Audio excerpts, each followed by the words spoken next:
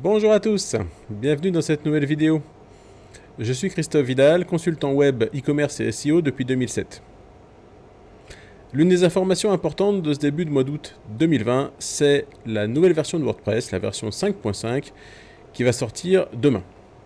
Alors première chose, si vous avez des outils comme Softaculous ou d'autres outils intégrés par les hébergeurs comme OdoSwitch, Always Data, etc., qui font des mises à jour automatiques de votre WordPress, assurez-vous, selon moi, de désactiver la mise à jour automatique des versions majeures de WordPress.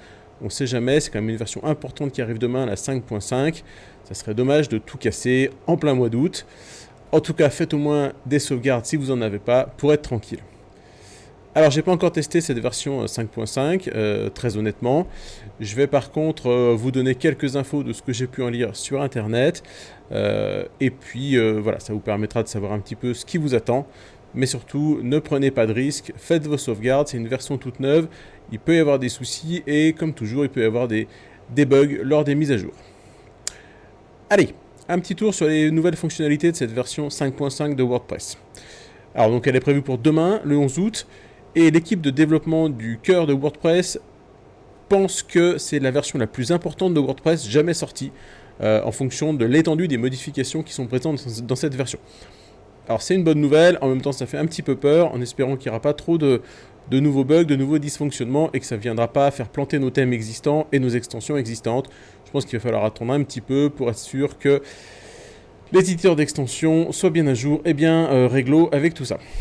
Alors, il y a pas mal d'améliorations dans Gutenberg dans cette nouvelle version, et c'est une bonne nouvelle. De plus en plus, nous en tout cas, on utilise de plus en plus Gutenberg, même si on a d'autres éditeurs de pages qu'on utilise. C'est vrai que pour nos créations de sites simples, avec des créations de contenu, on utilise aujourd'hui Gutenberg. On essaye de ne plus utiliser le classique éditeur. Donc je lis un petit peu dans le détail de nouveaux blocs qui vont arriver, aussi des améliorations pour la possibilité de déplacer plus facilement les blocs, de copier des blocs, de la sélection multiple, ce qu'on n'avait pas jusqu'à maintenant, pour aussi modifier plusieurs blocs en même temps. La sélection des blocs parents dans les blocs imbriqués, c'était toujours un peu le bazar. Grosse nouveauté aussi qui arrive demain avec cette version 5.5, c'est l'intégration automatique du lazy loading par défaut dans WordPress. Donc plus besoin d'utiliser des modules pour faire ça. Quand vous avez des images qui sont sous la ligne de flottaison, elles ne vont être chargées que quand celles-ci vont être affichées. Ça va permettre de gagner en performance et donc d'optimiser un petit peu l'expérience utilisateur et le SEO indirectement. Alors ensuite, ça économise de la bande passante aussi.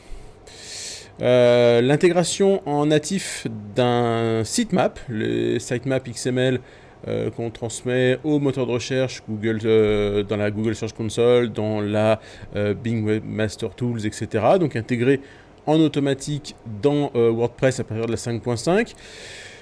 Donc si vous êtes comme moi, que vous avez l'habitude d'utiliser des outils, des extensions externes, et notamment Yoast SEO, que moi j'utilise pour la saisie des métadonnées et pour les sitemaps, pas du tout pour l'optimisation des contenus et les fameuses boules vertes là, qui servent à rien, mais bien pour avoir une possibilité de modifier la title et la description et de générer le sitemap, il va falloir voir comment ça réagit et s'assurer que les deux ne viennent pas se marcher dessus et qu'il n'y a bien qu'un seul sitemap qui est généré correctement, ou en tout cas que ça ne pose pas de souci, qu'on n'en déclare qu'un seul dans les robots.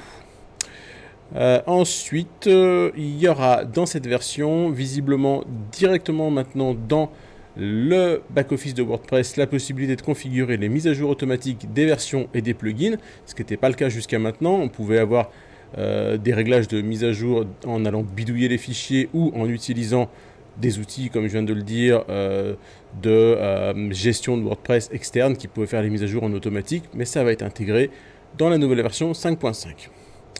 Voilà, bon, moi je suis impatient de tester cette nouvelle version. On va rapidement essayer de migrer nos sites existants là-dessus, voir ce qui se passe, après bien sûr avoir fait nos sauvegardes.